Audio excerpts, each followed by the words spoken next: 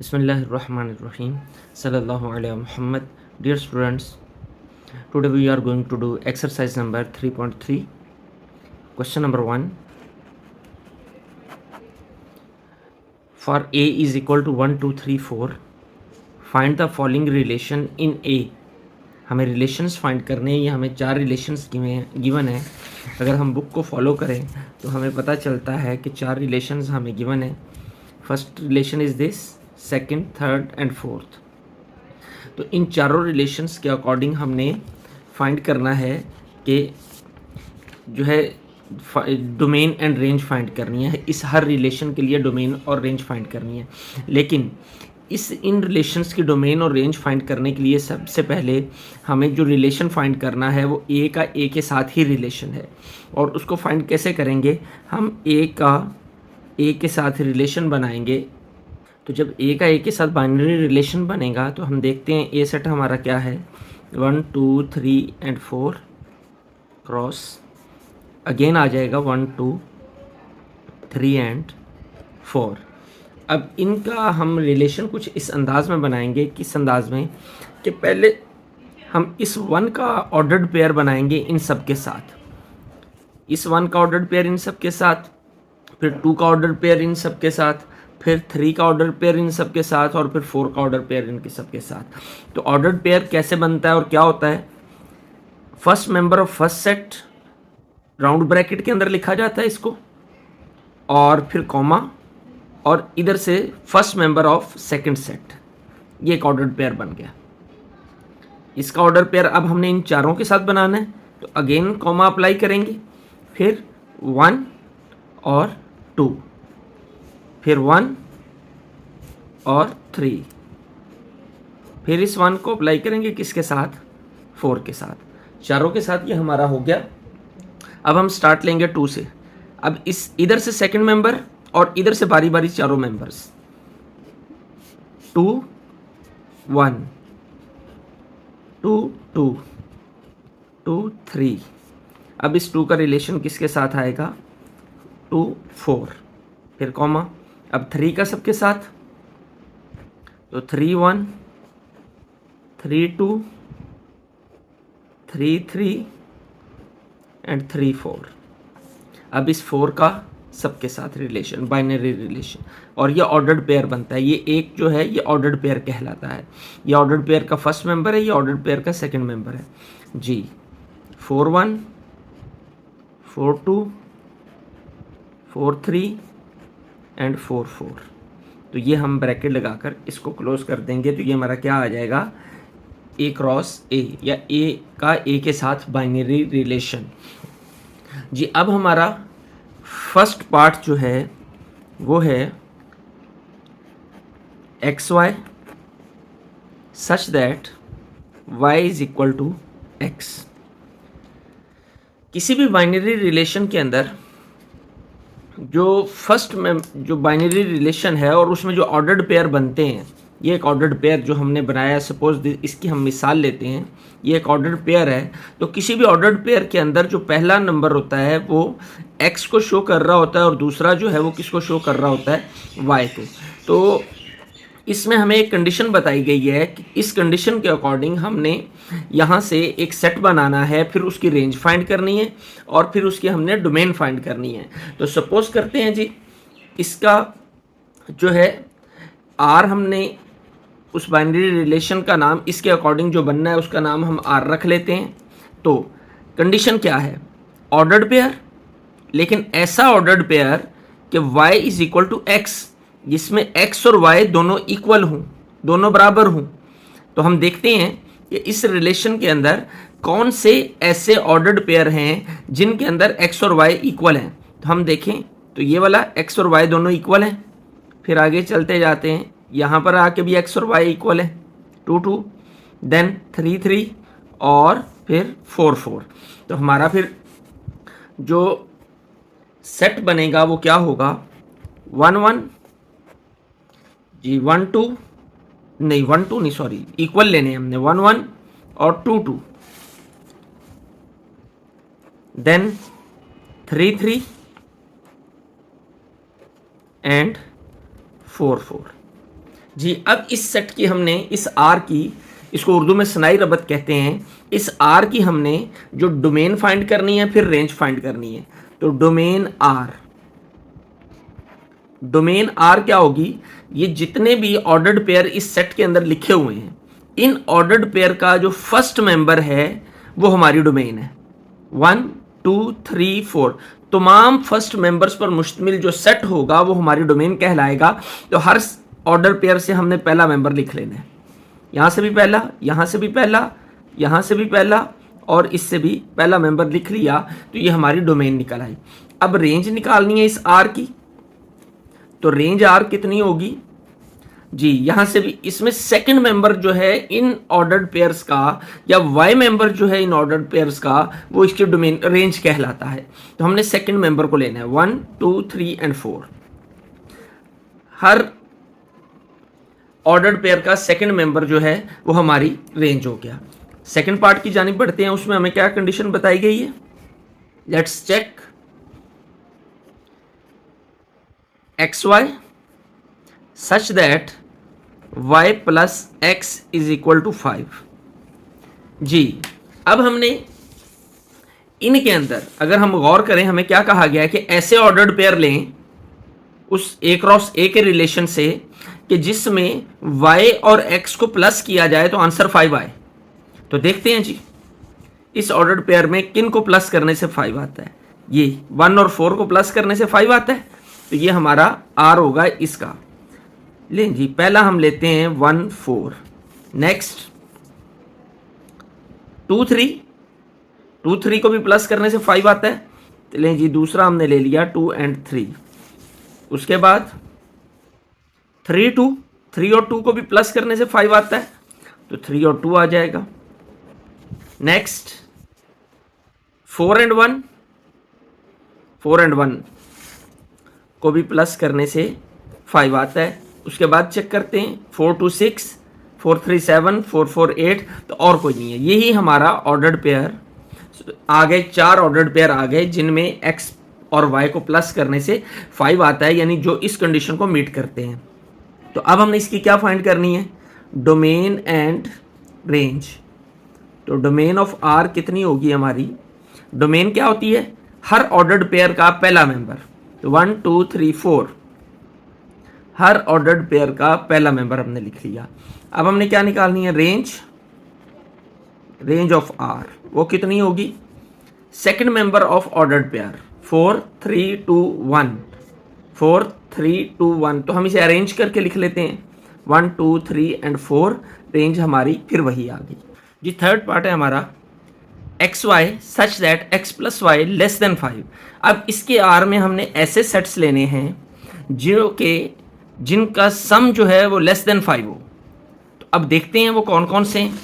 First of all less than 5, 1 1 2 5 से छोटा है, 1 2 3 5 से लेस देन है, 1 3 4 लेस देन 5 है, 1 4 5 ये तो इक्वल हो जाएगा। तो हम लिखते जाते हैं साथ साथ 1 1 1 2 1 3 जी, 1 1 1 2 एंड 1 3।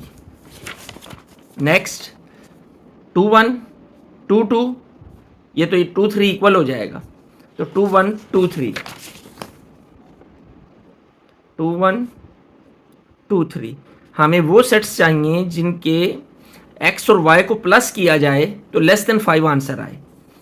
नेक्स्ट 2 3 के बाद 2 4, ये तो 6 होता है, सॉरी ये 2 2 है, 2 3 तो इक्वल हो जाता है जी। 3 1 लेस देन, नेक्स्ट ये इक्वल है। नेक्स्ट अगर हम चेक करें 3 3 6 7 5 6 7 8, तो ये सारे ही 5 या 5 से ज़्यादा होते हैं। तो हमें लेस देन 5 चाहिए, तो जस्ट 3 1 आ जाएगा हमारा, 3 1। लीजिए हमारा R निकल आया अकॉर्डिंग टू दिस कंडीशन। अब हमने क्या करना है, डोमेन निकालनी है इसकी। तो domain R and range R। तो डोमेन क्या आएगी, फर्स्ट मेंबर ऑफ दिस तमाम सेट्स का पहला पहला मेंबर 1 1 1 2 2 3। किसी भी सेट के अंदर कोई नंबर रिपीट करके नहीं लिखा जा सकता। तो चाहे यहाँ 3 इस तरह डोमेन में 3 बार 1 आ रहा है लेकिन हम लिखेंगे एक ही बार, 2 टाइम आ रहा है लेकिन लिखा एक ही बार जाएगा, और 3 आ जाएगा। ये हमारी डोमेन निकल आई।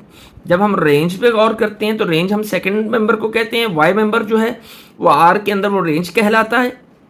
1 2 3 1 2 1, तो 1 2 टाइम आ रहा है। इसी तरह हमें 1 2 3 हमारा जो है वो रेंज आ जाएगी जब हम इसे अरेंज करके लिखेंगे। ये रेंज निकल आई। अब हमारा फोर्थ पार्ट है। फोर्थ पार्ट, उसमें कंडीशन क्या है, x Y such that x plus y is greater than 5, कि जिसमें x और y का अंश जो है वो ग्रेटर देन 5 हो। तो वो कौन कौन से मेंबर्स होंगे, हम r फाइंड कर लेते हैं। तो चेक करते हैं जी, ग्रेटर देन 5, 5 4 5 6 2 4 जी, ये क्या है 4 5, ये 2 4 लिख दें, 2 4 जी, 2 4 फर्स्ट हो गया हमारा। देन 3 1 4 होता है, हमें ग्रेटर देन 5 चाहिए। 5 इक्वल होता है, हमें ग्रेटर देन 5 चाहिए। 3 3 3 4, ये दोनों हो जाएंगे 3 3 एंड 3 4। नेक्स्ट 4 1 5 इक्वल होता है 5 के। 4 2 4 3 4 4 तीनों हो जाएंगे क्योंकि ये तीनों ही इनका सम बड़ा होता है 5 से। तो 4 2 4 3 एंड 4 4। तो अब हमने इसकी क्या निकालनी है, डोमेन, डोमेन आर की डोमेन आ जाएगी हमारी फर्स्ट वेक्टर 2 3 3 4 4 4। तो जो 2 टाइम आ रहे होते हैं उसको भी हम सिंगल टाइम लिखते हैं। तो 2 3 एंड 4 ये हमारी आर की डोमेन होगी। और रेंज कितनी होगी आर की, रेंज ऑफ आर, रेंज होगी हम जो है सेकंड मेंबर ऑफ आर, 4 3 4 2 3 4, 4 3 4 2 4 आ रहा है, सेकंड पे 3 आ रहा है, 2 आ रहा है। तो क्या आ जाएगा 2 3 4, यही हमारी रेंज आ जाएगी इसकी। तो ये हमारा पहला क्वेश्चन कंप्लीट हो गया। Question number 2, exercise number 3.3, which of the following diagrams represent functions end of which type. Diagrams हमें गिवन है। बुक को जब हम देखते हैं तो बुक पे हमें डायग्राम्स के अंदर जो है फर्स्ट डायग्राम, 4 डायग्राम्स गिवन है। हमने बताना है कि इनमें से कौन सी डायग्राम जो है वो किस फंक्शन को रिप्रेजेंट करती है, किस फंक्शन को रिप्रेजेंट करती है और किस टाइप के। सबसे पहले हमने बताना है वो फंक्शन है भी या नहीं।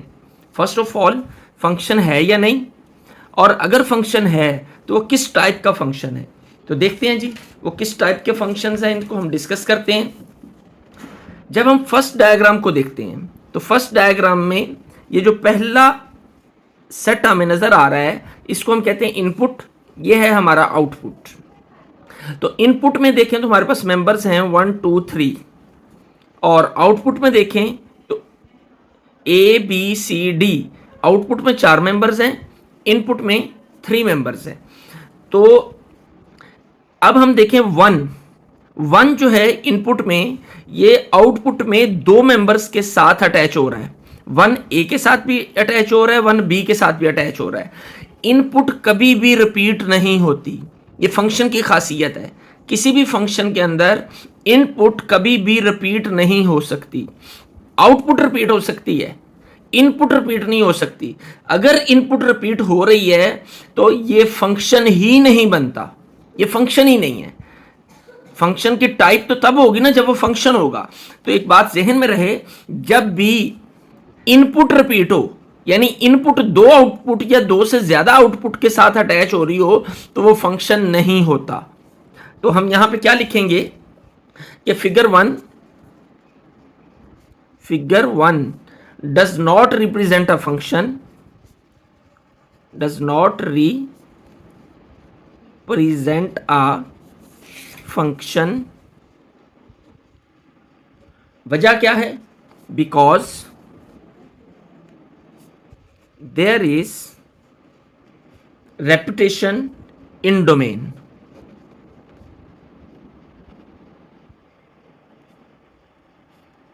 क्योंकि यहाँ पर डोमेन जो है वो रिपीट हो रही है। जी, अब हम चलते हैं सेकंड डायग्राम की तरफ, सेकंड फिगर की जानिब। तो सेकंड फिगर में हम देखें, इनपुट में हमारे पास 3 डिजिट्स हैं ए, बी एंड सी, और आउटपुट में भी 3 एलिमेंट्स हैं 1, 3 एंड 5। यहाँ पे अगर हम ऑब्जर्व करें तो इनपुट और आउटपुट के तमाम एलिमेंट्स एंगेज्ड हैं, लेकिन सिंगल एंगेज्ड है। ए 1 के साथ एंगेज्ड है, बी 3 के साथ एंगेज्ड है, सी जो है 5 के साथ एंगेज्ड है। ना ही इनपुट रिपीट हो रही है और ना ही आउटपुट रिपीट हो रही है। तो ऐसी सूरत के अंदर हमारे पास जो फंक्शन बनता है वो कौन सा बनता है, ये हम देखते हैं। हमें बुक के ऊपर पेज नंबर 59 के ऊपर ये फंक्शंस गिवन है। 1 to 1 and onto function are bijective function. ये 1 to 1 भी होता है एंड ऑन टू भी है, और इसे बाइजेक्टिव फंक्शन भी कहते हैं। इसमें क्या होता है, a function f from A to B, A से बी की जानिब function f is said to B a bijective function. ये एक बाइजेक्टिव फंक्शन होगा if it is both 1 to 1 and onto. ये 1 to 1 भी हूं, यानी एक के साथ एक अटैच हो रहा, और ऑन टू भी हूं। Such a function is called 1-to-1 correspondence between the sets A and B। यानी इन सिंपल वर्डिंग कि यहाँ पर कोई भी मेंबर जो है किसी दूसरे के साथ रिपीट नहीं हो रहा होता और तमाम ही मेंबर्स जो हैं एंगेज्ड होते हैं। तो ऐसे फंक्शन को हम क्या कहते हैं, ऐसे फंक्शन को हम 1 to 1 and onto function कहते हैं। तो और बाइजेक्टिव फंक्शन भी इसे कहा जाता है। तो फिर हम क्या लिखेंगे, इसलिए figure 2 represents a function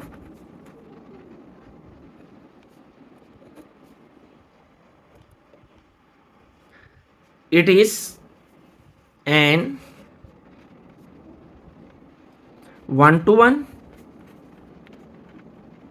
and on-to function, so it is a bijective function।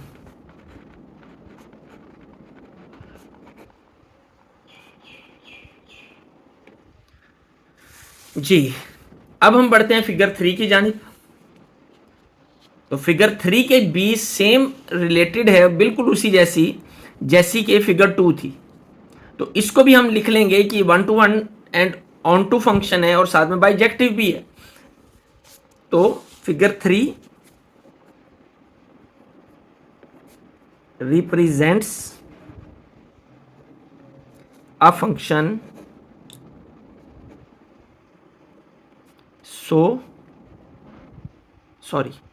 it is an 1-to-1 and on-to function,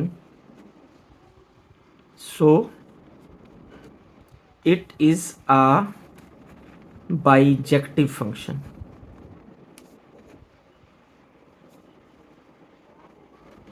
जी, अब हम बढ़ते हैं फिगर 4 की जानिब। तो फिगर 4 हमें क्या बताती है, फिगर 4 में हम गौर करें कि इनपुट और आउटपुट, इनपुट में भी 3 मेंबर्स हैं, आउटपुट में भी 3 मेंबर्स हैं। लेकिन यहां पर देखें कि आउटपुट जो है वो 2 इनपुट्स के साथ अटैच हो रही है और तमाम इनपुट आउटपुट एलिमेंट्स जो हैं वो यूज्ड भी नहीं है। तो ऐसी सूरत में जो फंक्शन बनता है वो हम देखते हैं पेज नंबर 59 बुक के ऊपर हमें ये फंक्शन गिवन है। इसमें देखें 3 एलिमेंट्स, लेकिन एक एलिमेंट ऐसा है जो कि एक्स्ट्रा है, यानी जो यूज नहीं है, जो एंगेज नहीं है। तो ये फंक्शन जो है ये हमारा क्या कहलाता है, into function. In a function f A to B is such that range f subset है बी का, that is range f does not equal to B, then f is said to be a function from A into B. तो ऐसी सूरत में ए into B function बनता है। तो हम लिख सकते हैं कि फिगर 4 represents